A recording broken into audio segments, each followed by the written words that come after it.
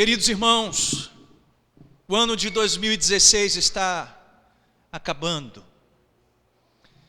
Estamos nos minutos finais desse ano, que permita-me dizer, de maneira geral, diante do que o seu pastor tem pastoreado esta igreja, foi um ano de lutas na vida dos irmãos aqui presentes.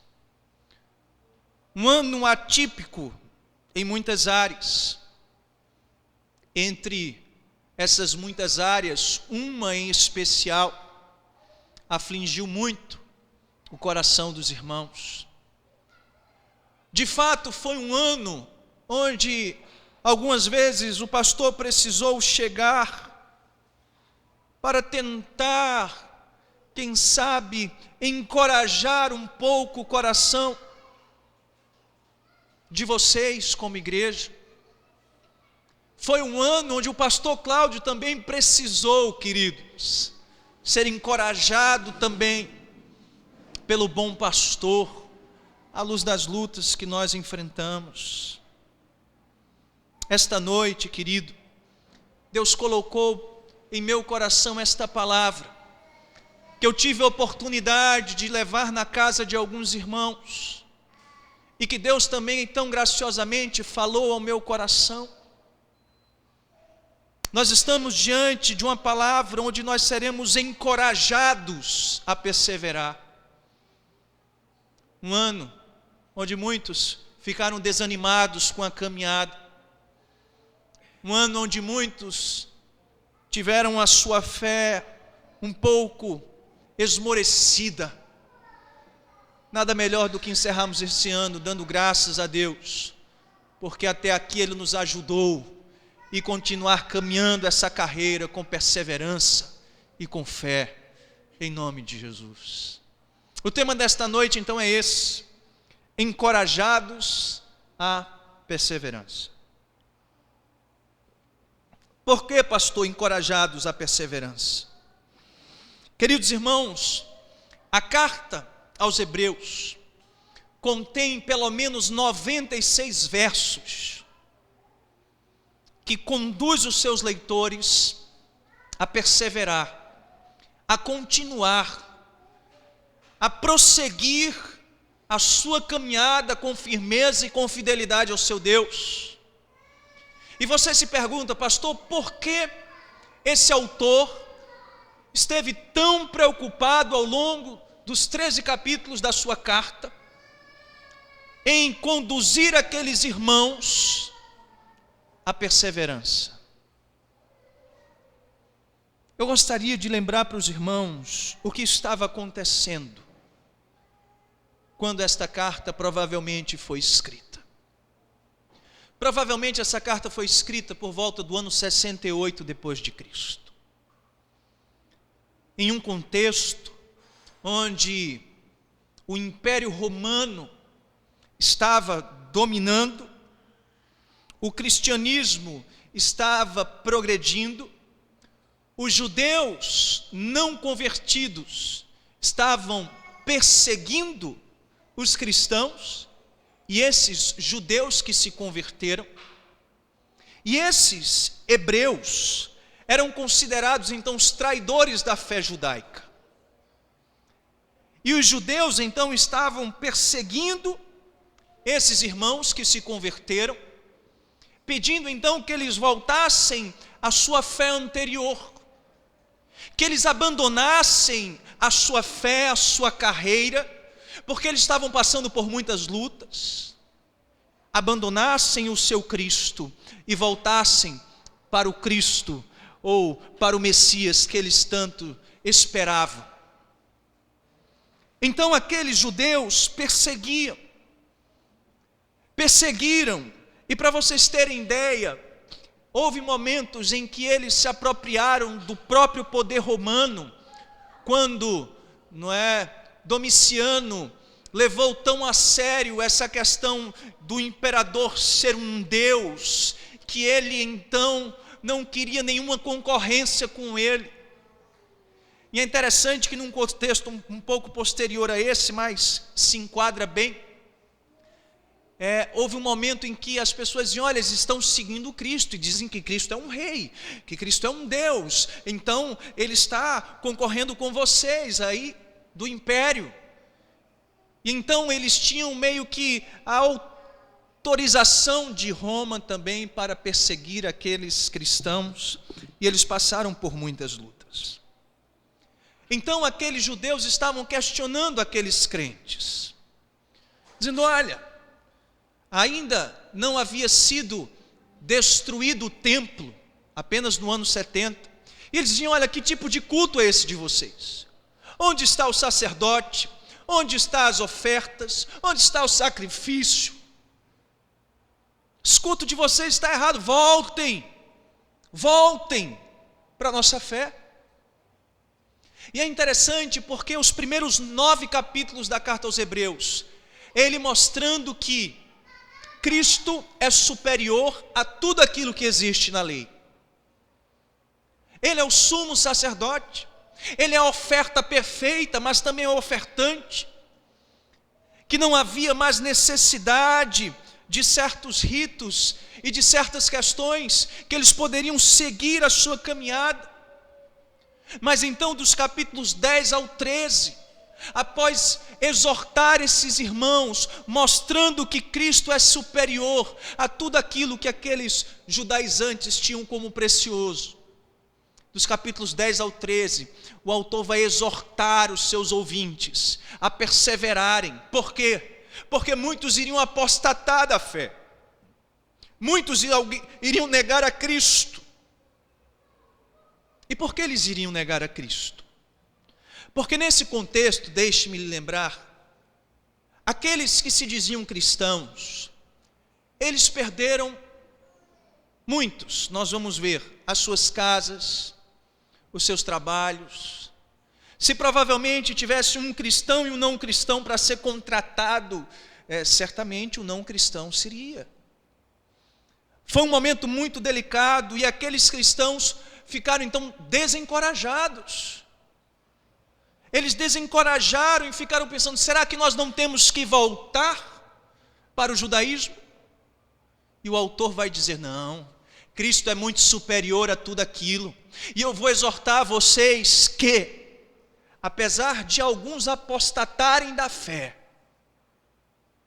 aqueles que são realmente de Cristo, eles vão perseverar na sua fé.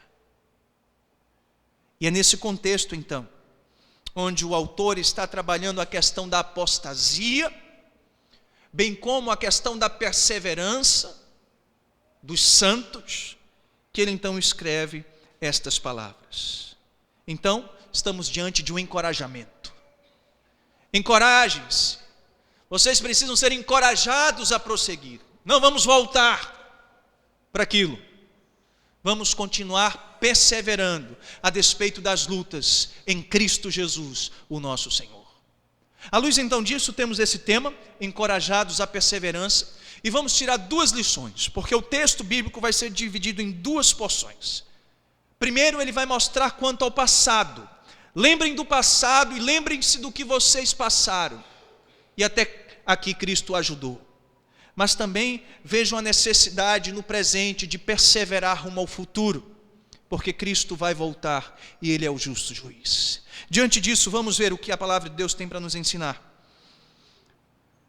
Versículo 32 e 33 da palavra do Senhor vai nos ensinar que nós devemos nos lembrar do nosso passado. Isso vai até o verso 34. Leamos verso 32 e 33, vamos lá? Lembrai-vos.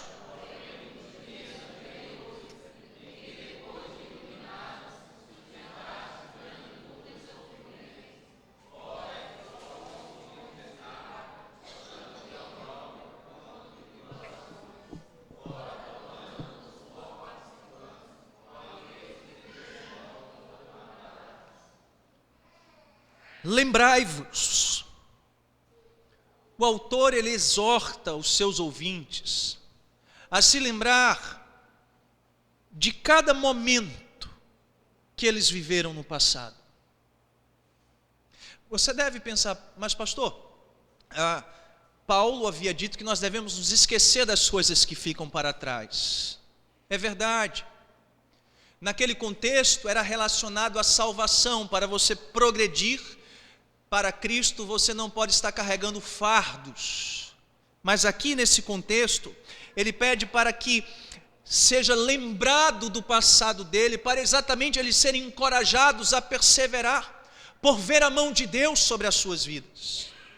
Diz o texto bíblico, olha, lembrai-vos, porém, dos dias anteriores, em que depois de iluminados, sustentasse grande luta e sofrimento. Depois de iluminados, pastor, como assim?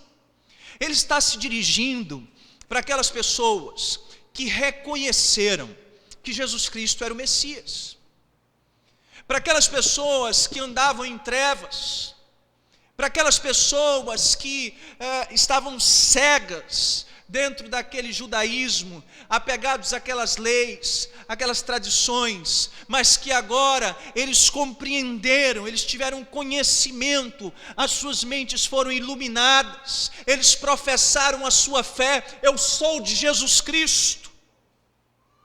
A partir do momento que eles professaram a fé deles, que eles são de Cristo. E olha que contradição para o que nós vemos hoje. Tem muitos hoje em dia que dizem que aceita Cristo e tudo vai ser maravilhoso. O que nós vemos na Bíblia é que depois que eles professaram a fé em Cristo, eles sustentaram grande luta e sofrimento. Aqueles cristãos passaram por grandes lutas e por grandes sofrimentos. Eles, queridos irmãos, viveram aquilo que Cristo havia falado. Em Mateus capítulo 5, vamos abrir lá, versículos 10 e 11.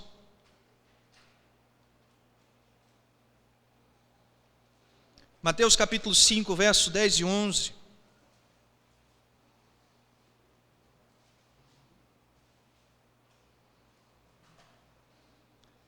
Bem-aventurados os perseguidos por causa da justiça, porque deles é o reino dos céus. Bem-aventurados sois quando por minha causa vos injuriares e vos perseguirem, e mentindo disserem todo mal contra vós. Regozijai-vos e exultai, porque é grande o vosso galardão nos céus, pois assim perseguiram os profetas que viveram antes de vós. Queridos irmãos, estamos diante de cristãos que haviam, ou melhor, pessoas que haviam abraçado, professado a sua fé em Cristo, adentrado no meio da igreja, que foram iluminados. Não necessariamente nós vamos ver regenerados, mas professaram a fé em Cristo, criam no sentido de reconhecer Cristo como Messias. Depois disso, eles então, queridos irmãos, passaram por grandes lutas e sofrimentos. Deixe-me dizer algo para vocês importante. Nós entendemos que estamos diante aqui de uma segunda geração, por assim dizer, de cristãos. Eu queria que vocês abrissem em Hebreus capítulo 2, versículo 3. Eu quero explicar ainda melhor, se possível, esse contexto para vocês ficarem alarmados. Hebreus capítulo 2, versículo 3. Como escaparemos nós se negligenciarmos tão grande salvação, a qual, tendo sido anunciada inicialmente pelo Senhor, foi-nos depois confirmada pelos que a ouvirem. Ao que tudo indica, esses irmãos hebreus, esses a quem ele está escrevendo, é uma segunda geração de cristãos, por assim dizer. Diante disso, nós enquadramos este sofrimento em um contexto histórico.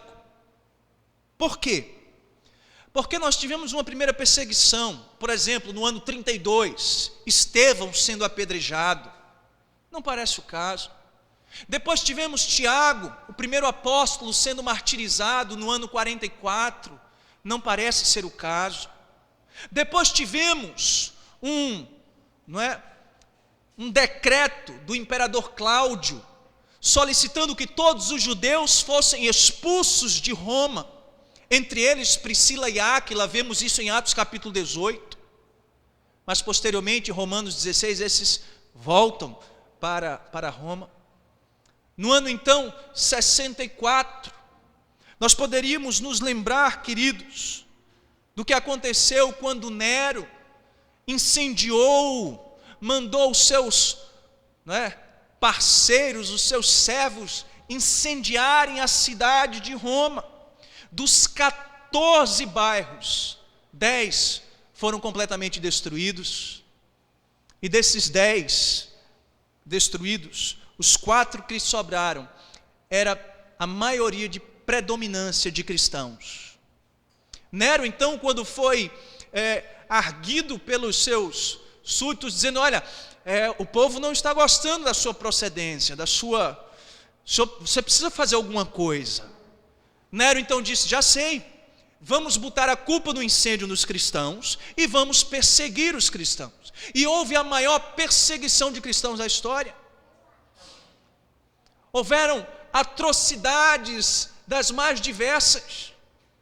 O texto bíblico nos relata um pouco disso, quando nós vamos ver lá em Hebreus, volte, o versículo 33 diz: olha, ora expostos como espetáculo, tanto de opróbrio como de tribulações. Naquele momento, cristãos, ou o pano de fundo desses ouvintes hebreus, eles deveriam se lembrar quando, por exemplo, os cristãos foram jogados dentro do Coliseu e eram parte do espetáculo. A palavra grega aqui é teatrizo, que vem teatro da nossa palavra. Eles eram usados como um teatro, uma programação de final de semana. Nós vamos para o cinema, o povo se reunia então ali no Coliseu para ver o quê? Para ver os leões comendo os crentes, para ver homens matando os cristãos, para verem os cristãos sendo dependurados e sendo mortos. Segundo relatos, Nero foi tão astuto que ele fazia todo tipo de atrocidade. Ele ficava imaginando o que é que poderia fazer. Entre alguns relatos que eu pude ver, ele costurava nos crentes pele de ovelha e lançava esses crentes para serem comidos pelos cães.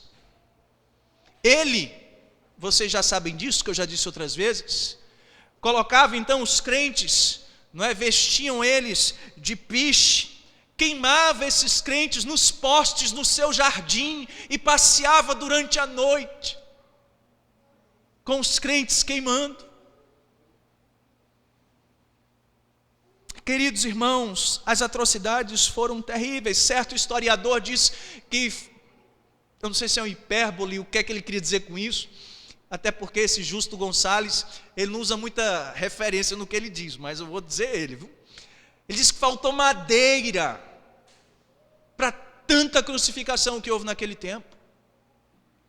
Então, o Senhor, através da sua palavra, Ele está dizendo, aqui na carta aos Hebreus: lembrem-se que vocês professaram a fé em Cristo, e quando vocês professaram a fé de Cristo, vocês suportaram grandes lutas. Lembrem-se de quando vocês foram, lembrem-se de quando aqueles do seu passado foram o quê? Foram alvos de espetáculo, naquelas arenas, foram usados em meio a tudo aquilo. Ora, tornando-vos coparticipantes com aqueles que deste modo foram tratados, enquanto aqueles cristãos estavam sendo ali martirizados, aqueles que estavam de fora estavam se compadecendo daqueles irmãos. Foi um tempo difícil. Deixe-me dizer uma coisa para você, querido. Esse era um tempo onde a igreja realmente era pura, porque ninguém queria fazer parte dessa igreja para ganhar dinheiro, não. Ninguém queria fazer parte dessa igreja por causa de um cargo. Ninguém queria fazer parte dessa igreja, não, somente quem era realmente de Cristo, que estava disposto a morrer, a não negar a sua fé. Me lembro de Felícitas, uma viúva que tinha 7 filhos. Foi espancada para negar a Cristo, e ela não negou. Então trouxeram seus 7 filhos e começaram de um por um, espancando o primeiro, matou em meio a tanto espancamento. Ela não negou a Cristo. Mataram o segundo, cortaram a cabeça dos outros 2, lançaram outros 2 de cima da montanha para baixo. No final, Felícitas teve a sua cabeça degolada. Mas antes disso, ela disse: não se preocupe, meus filhos, eu vou me encontrar com vocês naquele lugar de glória. Eram esses os cristãos que estavam morrendo. Olhem para o passado, veja tudo o que eles passaram, foram alvos de escárnio, de espetáculo, vocês se compadeceram dele, mas não somente isso, porque não somente vos compadecestes dos encarcerados também, mas com alegria aceitaste o espólio dos vossos bens. Olhem para o passado, quando vocês se compadeceram dos encarcerados. Como é que era a prisão naquele tempo, irmão? A gente fica pensando, eita, o sistema prisional de hoje é... Primeiro, o sistema prisional do passado não era o mesmo dos dias atuais. A pessoa não cumpria pena, né, de aprisionamento. A pessoa estava presa para ser julgada. Mas então, enquanto ele estava preso para ser julgado, não tinha essa história de almoço, jantar, roupinha, travesseiro. Então imagine o que era os cristãos sendo presos. E aqui ele diz: lembrem-se de como vocês se compadeceram dos encarcerados. Vocês iam lá, vocês levavam alimento, eles precisavam dos familiares, dos parentes, dos amigos. Lembre-se de Paulo. Paulo estava preso em Roma para ser martirizado em sua 2ª carta a Timóteo. E ele diz: olha, peçam que me tragam João Marcos, peçam que me tragam uma capa, peçam que me tragam meus livros. Eles precisavam dessa assistência de fora. Esses irmãos aceitaram, queridos irmãos, com alegria os espólios dos vossos bens. Quem gosta aqui de ter algum bem seu roubado, tirado à força? Ninguém gosta. Ninguém. Agora imagine aqueles irmãos precisando abrir as suas casas por ordem do governo, que eles poderiam entrar e, tal como um despojo de guerra, recolher então da casa daqueles crentes o que eles quiserem. Imagine entrando na sua casa, pegando aquela televisão bonita, aí o PM chega lá e diz: agora ela vai ser minha, e leva embora.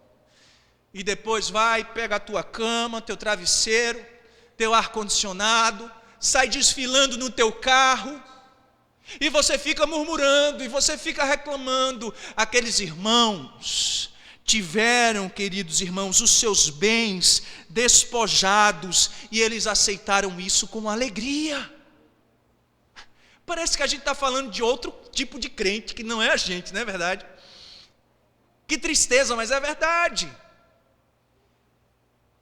Então, lembrem-se do passado de vocês, lembrem-se de tudo que vocês passaram, das perseguições, das tribulações, dos espetáculos, do opróbrio, da miséria, dos encarcerados. Olhem para o passado. Segundo alguns autores aqui, parece que há uma sequência lógica dos casos. Por exemplo, vocês professaram a fé, e aí o que é que aconteceram? Vocês foram perseguidos. Em meio a essas perseguições, vocês foram alvos de espetáculo, de escárnios, e por isso vocês foram presos, e uma vez presos, vocês tiveram então os seus bens confiscados. E diz o texto bíblico, queridos irmãos, que eles passaram tudo isso com alegria. Sabe por quê? Porque tem um propósito. Olha o que é que diz o versículo 34. Eles tinham a ciência de que possuíam eles mesmos patrimônio superior e durável. Eles tinham o conhecimento de que eles possuíam um patrimônio superior e durável. As expressões aqui, presta atenção nesses adjetivos, superior e durável.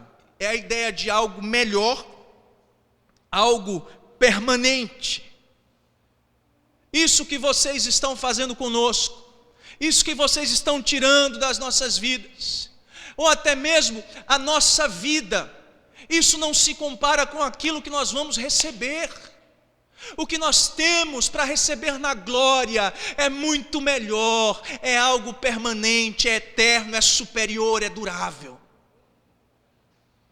Calvino dizia que enquanto os crentes estavam com os olhos fintados na glória eterna, as tribulações do presente eram muito superficiais e passageiras. Aqueles crentes precisavam olhar para o passado e se lembrar de tudo o que eles passaram.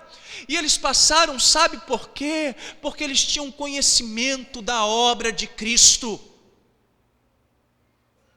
Eles tinham a ciência de que através da obra de Cristo, eles tinham uma herança eterna.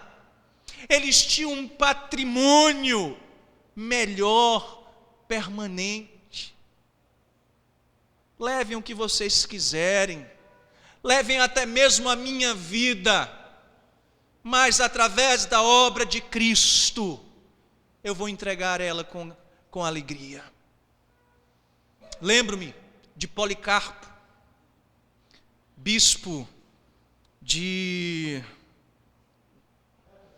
Éfeso, quando chamado pelo imperador, ele então, para ser preso e morto, perseguiram ele, e quando encontraram ele então pediu para os soldados sentarem-se com ele, comer com ele, e ele então se levantou daquele lugar, foi se encontrar com o imperador. Ele teve a sua sentença de morte, conferida a ele. Ele foi queimado publicamente, e diz que enquanto ele era queimado, ele louvava e agradecia a Deus, porque o seu sangue, Deus olhou para ele, e ele, pôde se achar digno de ser martirizado e ter o seu sangue partilhado do cálice de Cristo. E aquele homem, bispo de Éfeso, então, morreu louvando a Deus. Como é que podem cristãos passarem por tantas coisas e continuarem caminhando e perseverando na sua fé? Muitos estavam desanimados, muitos estavam sendo arguidos pelos os homens judaizantes. Voltem para outra fé, abandonem esse Cristo, olhem para 2016, ano difícil, não vale a pena ir para a igreja, não vale a pena orar, não vale a pena estudar a palavra de Deus. Olha o que está acontecendo na sua vida, nas suas finanças, no seu casamento. Abandone isso, viva os prazeres do mundo, comamos e bebamos porque amanhã morreremos. Não. Contemple a obra de Cristo, e nós vamos ver, queridos, que aquela alegria dos irmãos estava no que Cristo fez, a herança que Cristo havia conquistado por eles. Aqui há um contraste muito grande, queridos, entre a terra e o céu. Aquilo que os homens podem nos levar aqui desta terra, e aquilo que homem nenhum pode nos livrar no céu, nos tirar do céu. Precisamos ter isso em mente.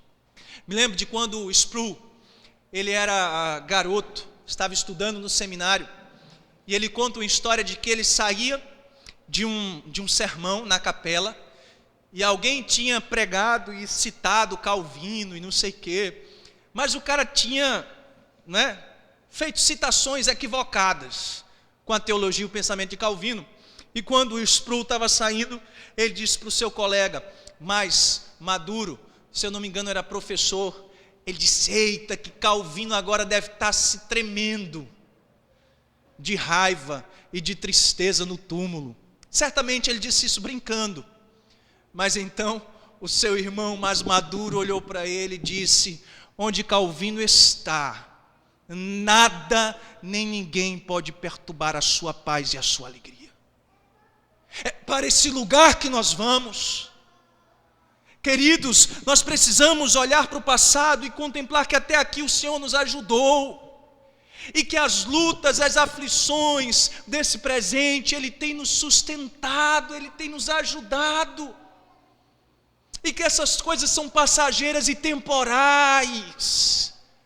Existe algo superior, algo muito melhor que está reservado para a gente. Por isso, nós precisamos olhar para estas palavras e ver de maneira muito clara a exortação daquele autor a nos dizer: lembrem-se do vosso passado. Até aqui o Senhor tem lhe sustentado, não é verdade? Você tem lembrado das lutas que você enfrentou até agora? Tem lembrado? E até agora como Ele tem sido fiel em sua vida? Como você pode estar aqui esta noite? Como você pode olhar para o passado, se lembrar das lutas? Se lembrar, como nossa irmã Edivalda falou aqui no nosso jantar, da sua marca. Deixa essa marca aí mesmo, porque futuramente eu vou olhar para essa marca e vou me lembrar do que eu passei, mas de como o Senhor me sustentou. Isso é verdade. Queridos, é quando nós vamos ver uma outra instrução do apóstolo, mostrando que nós não devemos então abandonar a nossa confiança. Lembrem do passado, não abandonem a confiança de vocês, quanto ao presente e quanto ao futuro. Diz assim a palavra de Deus, leiamos.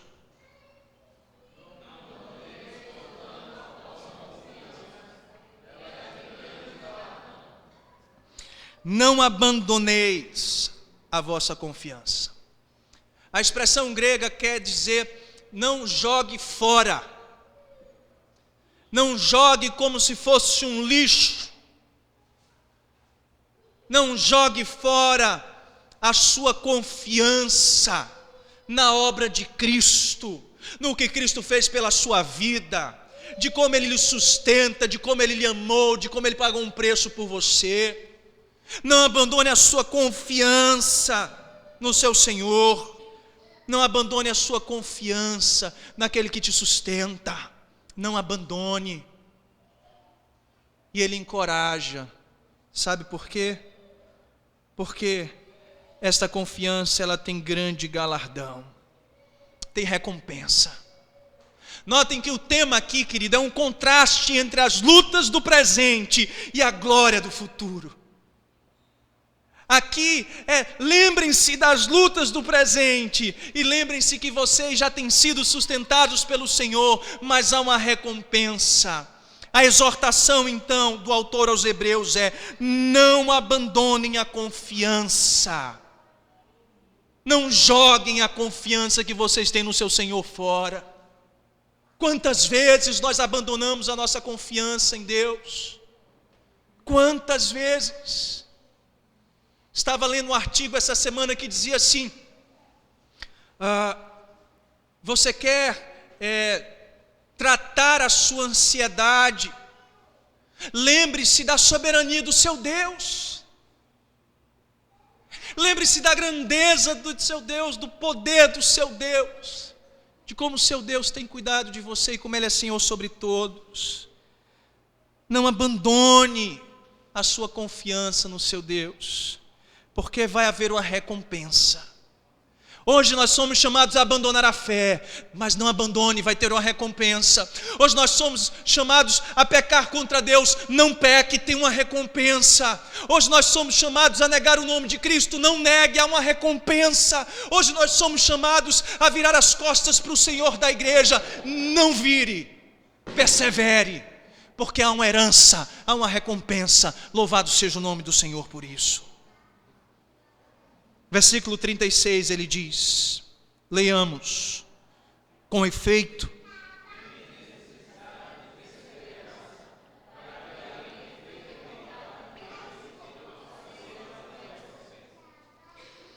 vocês têm a necessidade, ele sai do passado e vem para o presente, vocês precisam perseverar. Perseverar, querido irmão, é você continuar caminhando na fé. Perseverar é você estar diante de você barreiras, obstáculos e você progredir. Você passo a passo, caminhando com a ajuda do seu Senhor, vocês têm a necessidade de perseverar, de continuar, de progredir. Porque havendo feito a vontade de Deus, alcançarão a promessa. Aqui ele não está defendendo, olha, façam a vontade de Deus para que a promessa seja alcançada, e a promessa aqui é a vida eterna. Não. Paulo já havia dito que não é por obras, para que ninguém se glorie. Mas a ideia é, aquele que pertence a ele, que não abandona a sua confiança, que persevera, esta pessoa vai caminhar segundo a vontade de Deus. E se for preciso ser injustiçado, vai ser. E se for preciso ter os seus bens roubados, ele vai ser. Se for preciso ser usado como espetáculo para a alegria dos ímpios, ele vai ser. Mas ele vai fazer a vontade do seu Deus. E sabe por quê? Porque existe uma promessa, existe uma vida eterna, existe uma salvação, queridos, aguardado e guardado, uma herança eterna para aqueles que têm o Senhor Jesus em seu coração e em sua vida. A gloriosidade disso é muito grande, queridos. É um texto que nos faz refletir de como a nossa caminhada aqui neste mundo deve ser com os olhos voltados para os céus. Talvez você olhe para o seu ano de 2016 e diga: pastor, que ano difícil, que ano triste, que ano ruim. Esse ano o pastor Cláudio viu a hora de enlouquecer. Esse ano o pastor Cláudio pensou que nunca mais pregaria. Esse ano o pastor Cláudio pensou que nunca mais poderia ser um bom pai, um bom marido. Esse ano o pastor Cláudio pensou que iria entrar numa depressão, que nunca mais sairia. Este ano eu passei por tudo isso, mas o Senhor fez algo maravilhoso na minha vida e no meu coração. O Senhor me forjou. Se olharmos para as coisas desse mundo, nós vamos dizer: que coisa terrível, estamos passando por tribulações e por lutas. Mas lembre-se do que Paulo disse: essas tribulações são leves e momentâneas, comparados com o eterno peso da glória reservado para os seus filhos. Por isso, querido irmão, perseveremos e vamos fazer a vontade de Deus como seus filhos. Se vamos passar por lutas, que passemos, porque a promessa, a herança nos está guardada. Então ele cita Abacuque, que nós este ano já pregamos em Abacuque, e ele cita Abacuque dizendo, no versículo 37 e 38, leamos: porque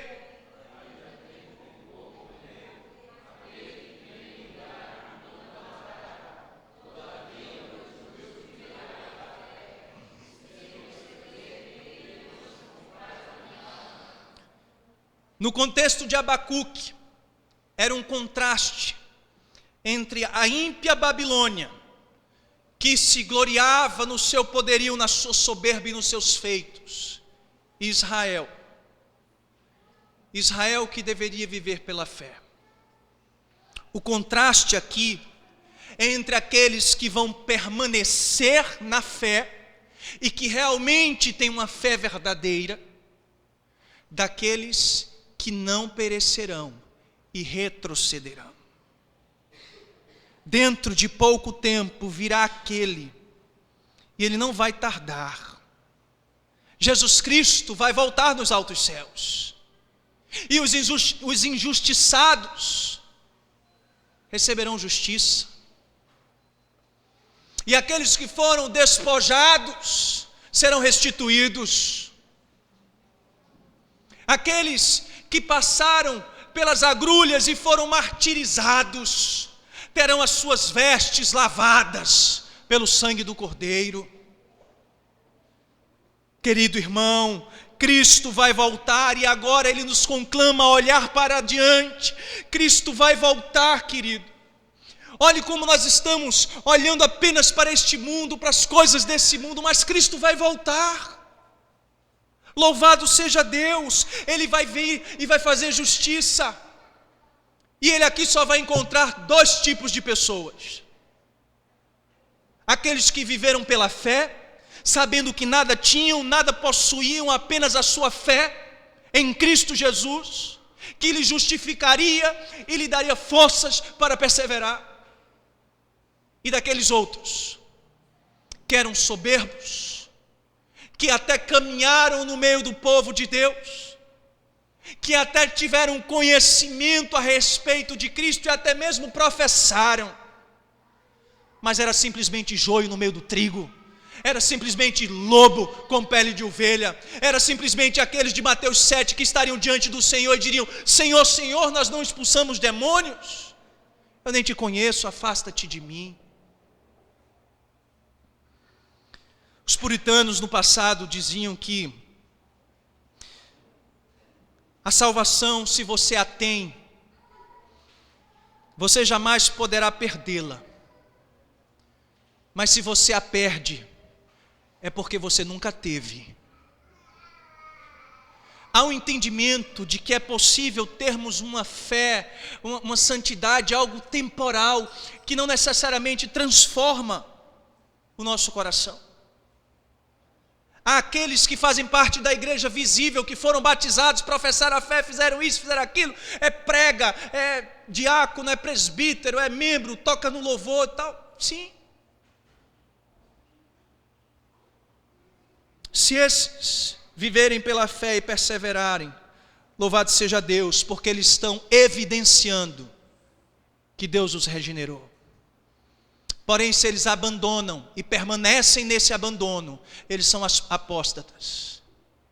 Eles nunca pertenceram ao Senhor Jesus. Como diz Paulo, se saíram do nosso meio, é porque não eram do nosso meio.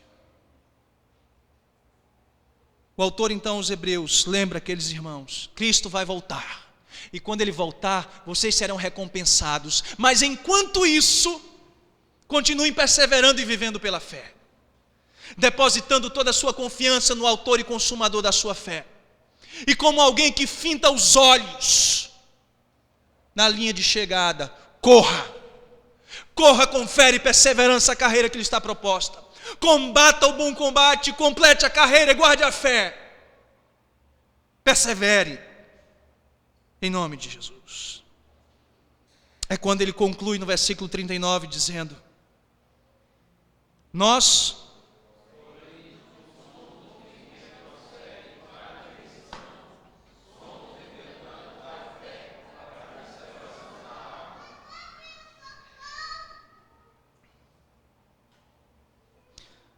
não somos dos que retrocedem para a perdição. E olha o contraste aqui. Uns retrocedem, outros têm fé. Os que retrocedem é para a perdição, e os que têm fé, eles conservam a sua alma. John Owen, ele dizia que é possível ter uma fé, ou melhor, uma santidade temporária, sem que ela transforme necessariamente a raiz, o coração. Nós reconhecemos que a apostasia existe, mas a apostasia não está ligada ao cair da graça.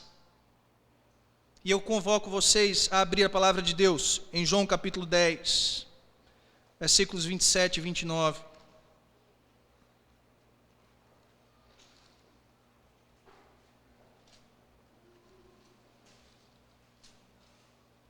Pastor, será que ele está dizendo então que aquelas pessoas eram crentes regeneradas e caíram da graça de Deus? Não. Na verdade, eles nunca foram, porque aqueles que são do Senhor não podem ser arrebatados da mão do seu Senhor. Versículo 26 do capítulo 10 de João. Mas vós não credes, e olha o que é que ele diz: porque não sois minhas ovelhas. As minhas ovelhas ouvem a minha voz e eu as conheço e elas me seguem. E olha o que é que diz: eu lhes dou a vida eterna, jamais o que? Perecerão, e ninguém o que? As arrebatará da minha mão. Aquilo que o Pai me deu é maior do que tudo, e da mão do Pai ninguém pode arrebatar. A expressão usada aqui para arrebatamento é aquele momento súbito, onde o crente está ali, como se fosse possível, então ele, eita, saiu, perdeu, caiu. Não. A ideia é que aqueles que estão nas mãos do Senhor, ninguém pode arrebatar. Vai vir tribulação? Vai. Vai vir o que? Lutas? Venha. Vai vir o que? Injúrias? Vai vir. Vai vir o que? Problemas e mais problemas financeiros, emocionais, que venha. Mas você está onde? Nas mãos do Senhor. E quem está nas mãos do Senhor não perece, não pode ser arrebatado da mão dele, porque Cristo na cruz do Calvário o lavou, o remiu e disse: você é meu. Quando passares pelo fogo eu estarei contigo. Quando passarem pelas muitas águas, elas não te afundarão, porque eu sou o Senhor teu Deus. O autor aos Hebreus, ele diz: nós não somos os que retrocedem. Quem retrocedem é para a perdição. O crente pode cair, pastor, pode, a nossa confissão diz isso, ele pode cair temporariamente, mas ele não permanece, ele se levanta pela graça de Deus, e a perseverança dos santos é confirmada na sua vida. Por isso, querido irmão, eu pergunto a você hoje: quem é você? Você é o que retrocede, ou você é o que caminha pela fé?